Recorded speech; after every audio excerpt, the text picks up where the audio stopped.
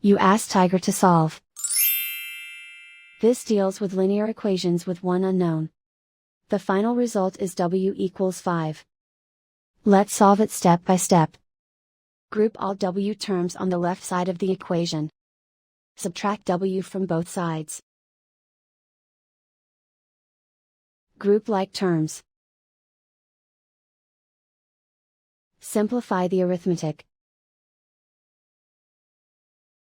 Group like terms. Simplify the arithmetic. Group all constants on the right side of the equation. Add 9 to both sides. Simplify the arithmetic.